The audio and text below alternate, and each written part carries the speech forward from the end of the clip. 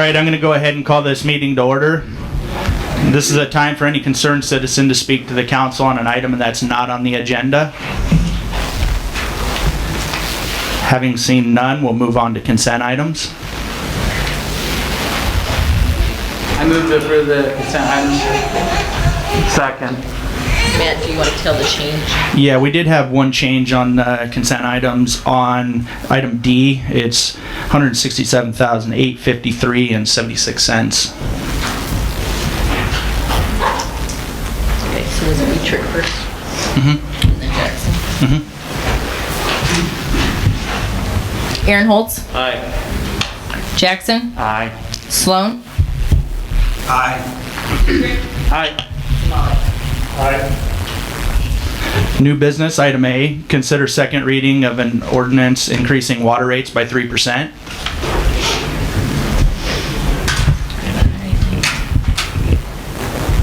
I haven't heard anything. I'm not either. No, neither am I. I'll make a motion we place on second reading then.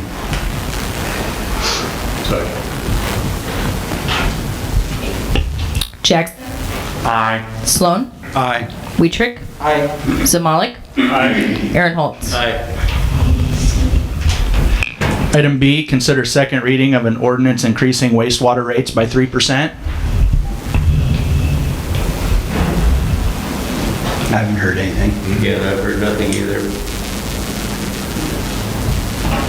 I'll make a motion we place that on second reading also. I'll second. Sloan? Aye. Dietrich? Aye. Zamalik? Aye. Aaron Holtz? Aye. Jackson? Aye. Item C, consider second reading of ordinance increasing residential and commercial solid waste collection rates and providing for commercial recycling fee. Had no feedback on that.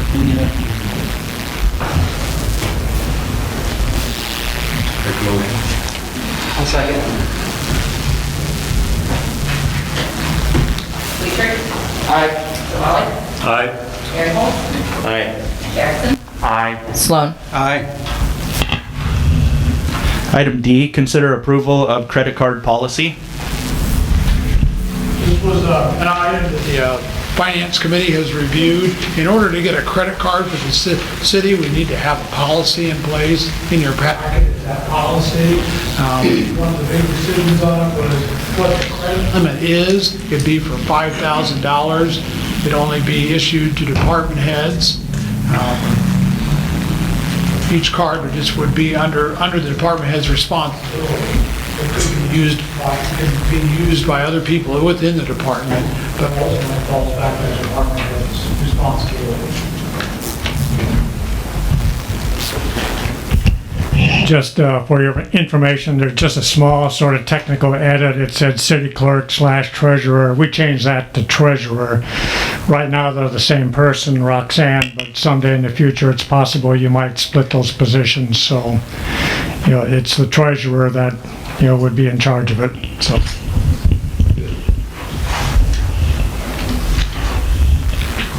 I'd move to approve that. Second. Zamalik? Aye. Dietrich? Aye. Sloan? Aye. Jackson? Aye. Aaron Holtz? Aye. Item E, consider approval of change order number 1 for $7,430 to Westbrook Construction for 100 East State Street. This is for the roof work done on former Angie's Tea Garden. Several meetings ago, the estimate was for a $16,000 change.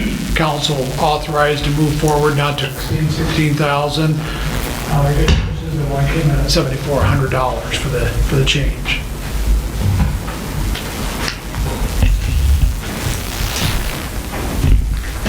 I move to approve that change order. I'll second.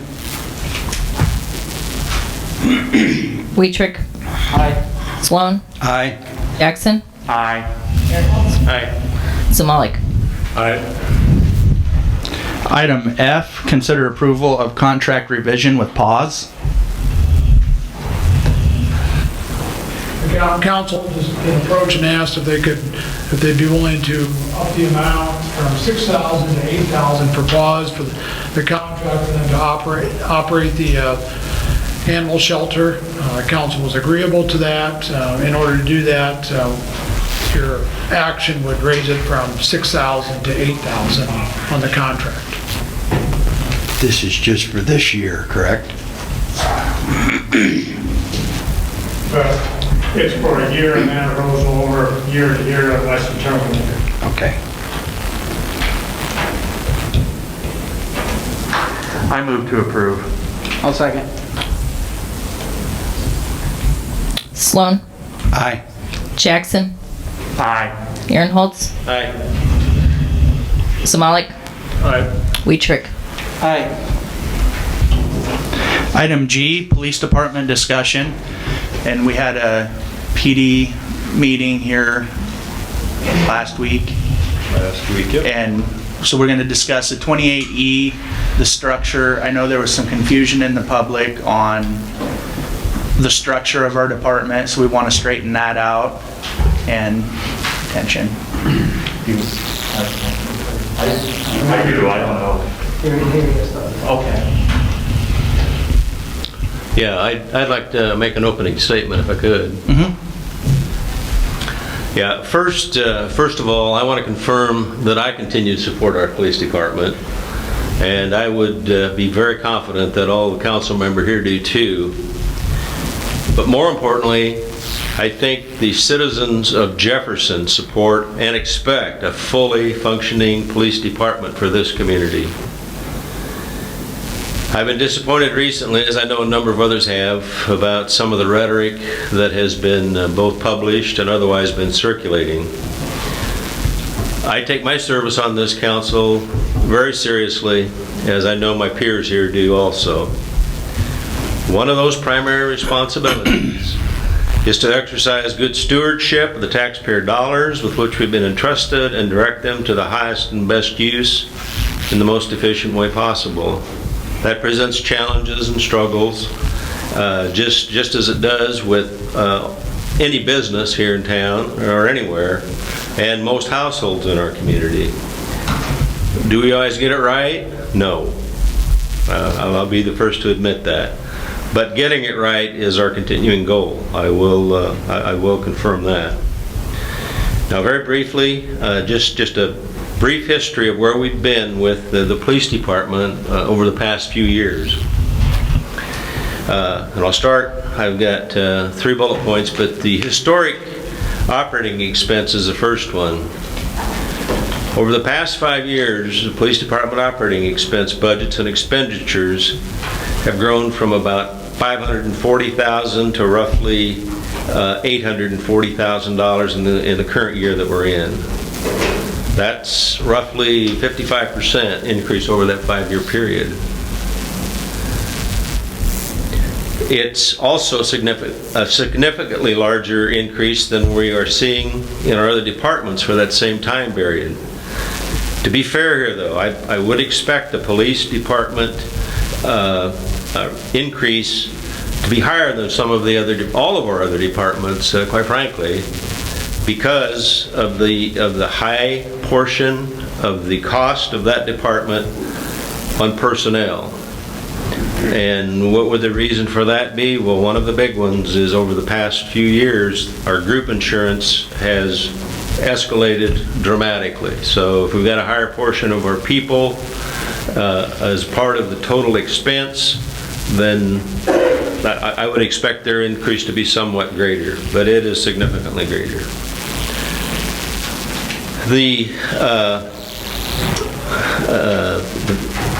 But again, on the health insurance side of it, it is a huge benefit. I'm sure everybody that's ever had to use it would echo the fact that it's a great benefit, and I'm glad we're doing it. Next item would be our new hires. There has been some discussion out in the public on this. I know probably not as much as other items, but back in 2019, we did include a $2,000 sign-on bonus for new hires. And in addition to that, we added $200 a month if the new hire had a criminal justice degree or was paying on a student loan that had an approved curriculum. And that $200 a month went for the term of the 4-year contract that the new hire was signing. It has proved somewhat beneficial in attracting new hires, but it has seemed to have minimal or no impact on any retention. Capital expenditures is the final one in this area. Over the past 5 years, we've spent about $190,000 total. Capital improvement budgets that have been pre-planned have provided much of the funding, although there have been a number of unbudgeted items that have been approved by the council on an as-needed basis. Added to that, there's generous citizens and companies, some in our community, some out, that have also stepped up over the years to provide supplemental funding in this area also. And the department has been successful, and not in all cases, but they have been successful in pursuing, and they have pursued, and obtained grant opportunities to further leverage the department's budget. And we encourage all of our departments to be alert to all of those opportunities, because they just have the impact of being able to leverage a limited budget and do a better job if we're successful in gaining any of those new dollars. Finally, the union contract that the city and all non-salaried full-time personnel are party to today establishes a base starting pay, the graduated scales for pay increases. All new hires are fully informed what those base rates are and what the graduated scales are for achieving increases when they sign on to that 4-year agreement. In addition to base pay, there's a number of other, I mentioned the health benefits briefly, but they're entitled to another significant level of benefits, including overtime pay. All of these things are above any base pay that we're talking about. They would include the full paid health insurance for singles, majority paid health care insurance for family coverage, paid vacations, 11 paid holidays in addition, double pay if they're required to be on duty, plus the city's contribution to employees' IPERS account. And there's more, but they're more minor than the ones that I just mentioned. So where do we go? Recommended next step. Base pay levels have been singled out as the primary cause for the turnover that the police department is experiencing. Union contract negotiations were expected to begin in the next few months, with the current contract expiring in June 2021. Under that schedule, a new contract would become effective on July 1 of 2021.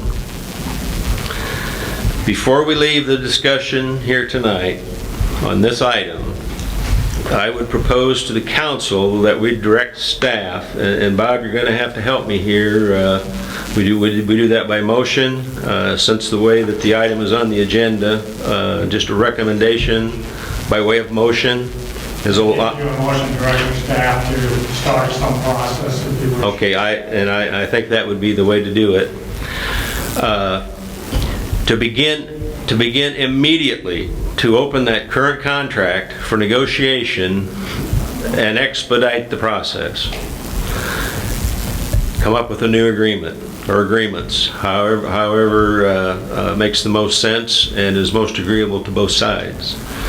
I'd further propose that the new contract become effective as soon following the agreement signing date as is practical.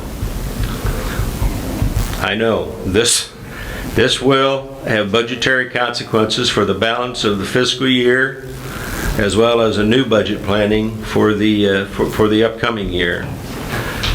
I strongly believe that this longer-term approach to a fix is what is required now rather than any shorter-term patch attempt to try to solve this issue. And that's all I have on that right now. It's good. So Harry, you're saying this because of the 2080? 2080 is another issue. Okay. Yeah. What I'm saying is, I think the immediate step we need to take is get this contract opened up, find out where we are we going, get both sides to the table, figure out what the end game is. But in the meantime, we've got all of these other issues that are going to come in behind, and we're going to have to solve those too until we get to the point that we need to get as far as our staffing.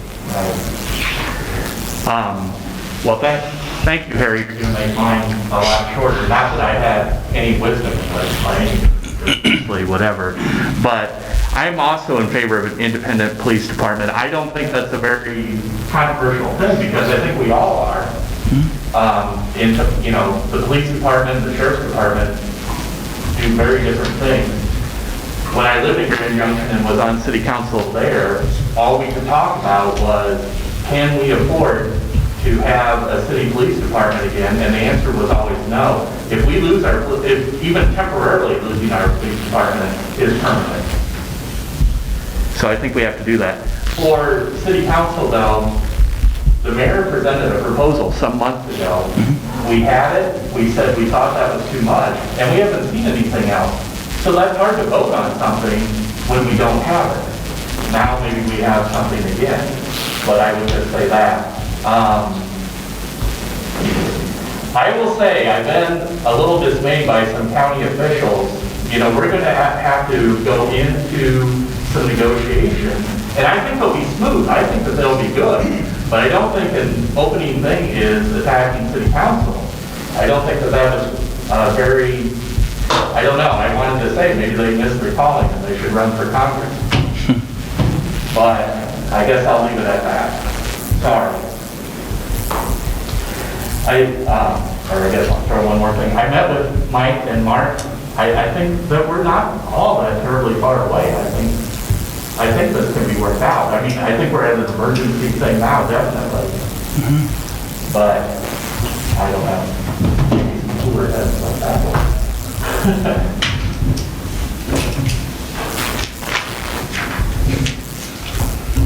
So what did you want to talk through? Just that we need to get together on the 28E agreement, and we talked about the structure of the department. Yep. Do we need to go ahead and make a motion for Harry's? You don't have to do it now, but I want it done before we leave this item. I would make that motion that we immediately open up the union negotiations. I think that's where it definitely needs to start. I am in agreement. I do not want to see us lose our PD. I've worked with them for a lot of years, and there's some good people on there, but we need to open up the union negotiation, and I'd make that motion. I'll second. Oh, I'm sorry. Go ahead. Okay. Aaron Holt, Aye. Jackson, Aye. Sloan, Aye. Weetrick. Aye. Malik. Aye. So we talked about the structure of the police department, and there's been a little, a lot of conversation around the communities. The idea of the conversation was not to dramatically change the structure of the police department. It was, since we lost our captain, really my conversation and the mayor's was, do we want to have 2 sergeants? Do we want to have an administrative assistant? How do we want to structure the police department going forward?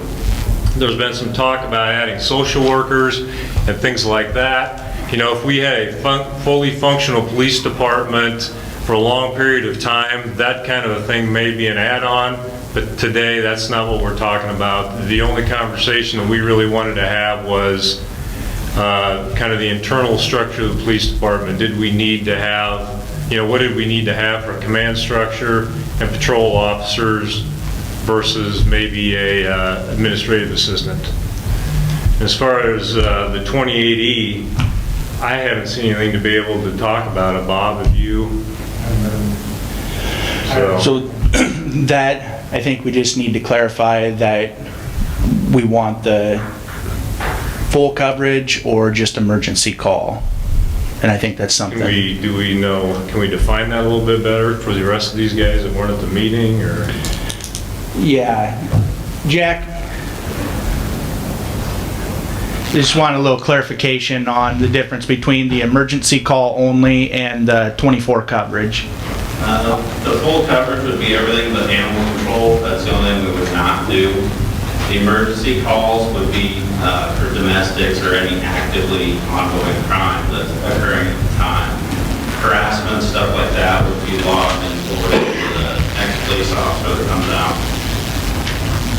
Right. And we're looking at one side of the shift coverage, like a 12-hour shift on one side. Jack, would either of those need more deputies? If it's just one side of the shift, most likely not.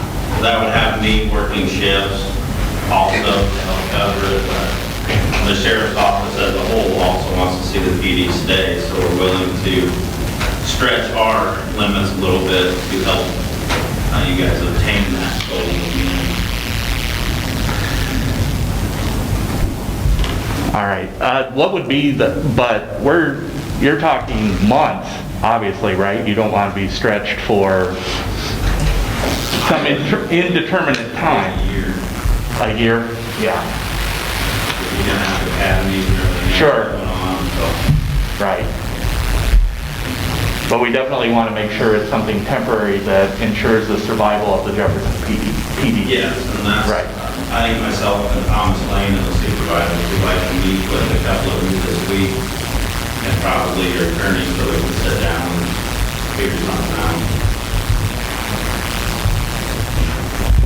I think the other thing that we talked about with the chief was reinstituting the reserve program. And there's two options on that. I think we're going to have to get things settled down a little bit better, and then we may look at that. And that, again, is an enhancement to the officers. It's not to replace an officer. Just in case in the future you guys hear that, it is to enhance the department, not to fulfill an officer's role. So. Yeah, it clearly defines that you can't reduce the number of patrol officers to put in a reserve. Yep. And there's two different programs in there, and we can deal with that later, but I just wanted you to make you aware of that in case that you guys hear that somewhere as well.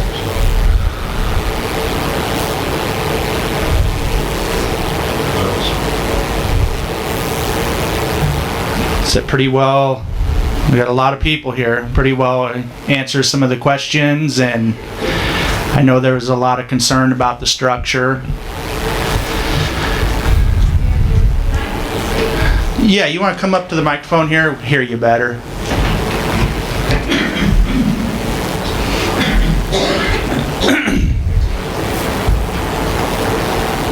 Good evening. I had to prepare because otherwise I talk and ramble. But it sounds like you guys are on a good path, so this may be absolutely unnecessary. But I do want you to know a little bit about what these guys do. Oh, I will. Hang on. Outside of their assigned law enforcement duties. So my name is Michelle Matson, and I am the paramedic director of Greene County Ambulance. And I'm here to speak on behalf of the staff of Greene County Ambulance. I'm here to tell you about how our system works and our concerns with what we hear and see happening with the City of Jefferson Police Department. One thing that's important for everyone to understand is that the very first thing, the very most important skill that's taught to EMS providers in their classes from the very first class they take is scene safety. If the scene is not safe, we will not be approaching it. We have law enforcement there securing the scene for us. Whether that be a domestic incident with physical altercations that may or may not involve weapons of any type, or possibly a suicide that might involve weapons of some type. Those are two very obvious ones. However, we also do not approach if there are hazardous chemicals or agents of any kind, alcohol or drugs, that may cause an altered mental status in patients that may make them aggressive towards us in any way. I want it to be very clear that the health and safety of my EMS crews is the most important task that I'm burdened with as director. Law enforcement is the most important resource to make sure that happens on a daily basis. Without them, we will not be able to respond to your emergency, which can be detrimental to your outcome. Securing weapons, restraining aggressive or violent patients for us, or even gaining access to the patient through secured doors. We do not kick in doors in EMS. Those are vitally important, and they are vitally important as our first responders in this community. Our city and law enforcement are typically the first ones on scene. They are the ones that report back to us with what's going on with the patient and what we need to prepare for. Dispatch information can be vague at times, so the information they pass on to us is instrumental to EMS being able to make a prepared and aggressive approach to our patients' needs. They have been the first in with the AED and starting CPR prior to our arrival if necessary, to make sure that the chain of survival is started as quickly as possible, which is scientifically proven to improve patient outcomes. We have utilized officers as compressors for CPR patients all the way to the hospital if necessary. It frees up my staff to maintain airways or to give medications that are necessary to survival. Teamwork is in the best interests of our citizens in Jefferson and in Greene County. Law enforcement officers are our guardians on accident scenes. Out on traveled portions of the roadways, they monitor traffic and provide traffic control to ensure our safety. As we thought about how we need to stand with our local law enforcement, we think of what may seem like little things, but they're big things to EMS, such as holding doors for us, retrieving supplies from the rig so we can stay with patients to provide care, moving the cot around to help us, assisting with lifting and moving of patients when we need more than 2 crew members' hands, retrieving vital information prior to our arrival from the patient or family, such as name, birth date, maybe history and meds, which in turn allows us to expedite the care we need to give.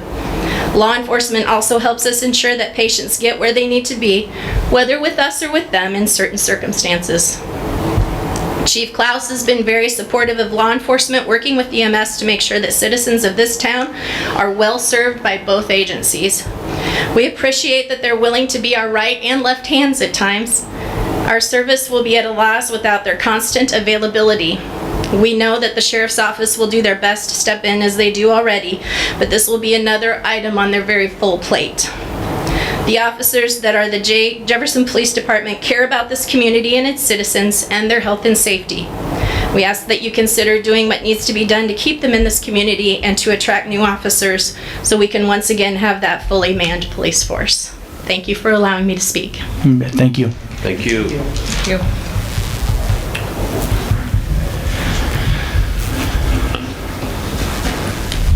Anyone else?